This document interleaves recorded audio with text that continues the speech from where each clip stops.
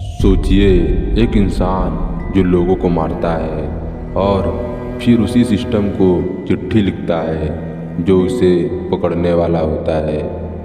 वो अपने जुर्म का हिसाब देता है, गलतियां सुधारता है और अंत में लिखता है, तुम मुझे कभी नहीं पकड़ पाओगे। यह कहानी किसी फिल्म की नहीं है, यह कहानी है एक सच्चे हत्यारे ज़ोडिएक किलर की।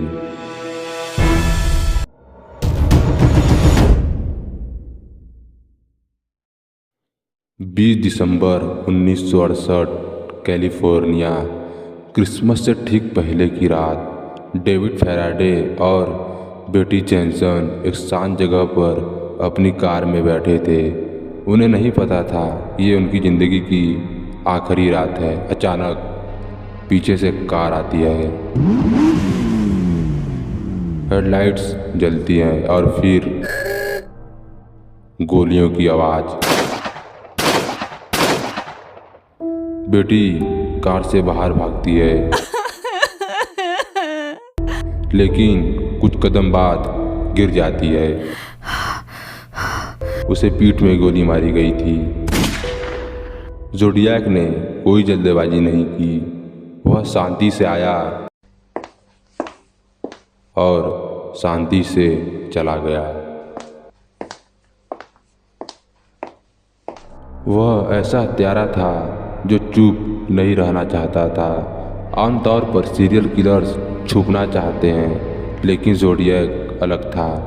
कुछ हफ्तों बाद सैन फ्रांसिस्को के 3 बड़े अखबारों को एक जैसी चिट्ठियां मिलती हैं। उनमें लिखा था, अगर तुम मेरी चिट्ठी नहीं छापोगे तो मैं हफ्ते के अंत तक और लोगों को मारूंगा। साथ में कुछ क्रिप्टिक सिंबल भी थे जिनका मतलब कोई नहीं समझ पाया। यहीं से ज़ोडिएक पैदा हुआ, एक नाम, एक डर के रूप में। दिमाग का खेल शुरू होता है। ज़ोडिएक की सबसे खतरनाक चीज़ उसका दिमाग था। वो हर खत में लिखता, कितने लोगों को मारा, कहाँ मारा, कैसे मारा, जैसे वह पुलिस का टीचर हो। उसने लिखा उसके कोड्स को सॉल्व करने पर उसकी पहचान मिलेगी, लेकिन जब कोड सॉल्व हुए तो कुछ भी नहीं मिला, सिर्फ एक और सवाल। 27 सितंबर 1969 दिन का उजाला। ब्रेयन हार्टनेल और सिसेलिया शेफर्ड झील के किनारे बैठे थे। तभी एक आदमी आया, चेहरे पर नकाब, सीने पर बना ज़ोडिएक सिंबल। उसने शांति से कहा, मैं सिर्फ तुम्हारे पैसे चाहता हूँ। लेकिन ये झूठ था। उसने दोनों को बांधा और चाकू से हमला किया। सिसेलिया की बाद में मौत हो गई और ब्रायन जिंदा बच गया। जाते जाते ज़ोडिएक ने कार पर अपनी किल लिस्ट लिख दी, जैसे वो साइन कर रहा हो। ज़ोडिएक का अहंकार बढ़ता गया। उसने लिखा, जब मैं मरूंगा तो मेरे मारे गए लोग मेरे गुलाम बनेंगे। उसके कुछ कोड्स आज भी सॉल्व नहीं हुए। एक्सपर्ट्स मानते हैं कि उनमें जानबूझकर गलतियां डाली गई थी ताकि पुलिस कभी पूरी तरह समझ न पाए। ज़ोडिएक कौन था ये किसी को नहीं पता, लेकिन पुलिस को कुछ नामों पर शक था जो इस प्रकार हैं। पहला, आर्थर ली एलन। ज़ोडिएक वॉचेस पहनता था, वही बूट्स थे, लेकिन डीएनए मैच नहीं हुआ। दूसरा, लॉरेंस केन। मिलिट्री बैकग्राउंड, हैंडराइटिंग मैच, फिर भी सबूत कम। हर सस्पेक्ट कहानी में आता है और फिर अंधेरे में खो जाता है।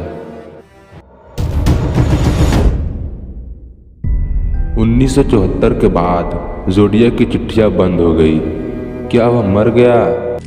क्या वह जेल चला गया या उसने खेल खत्म कर दिया? कुछ मानते हैं ज़ोडिएक का सबसे बड़ा मजा अट्रैक्शन में था। जब अट्रैक्शन खत्म हुआ तो वह भी गायब हो गया।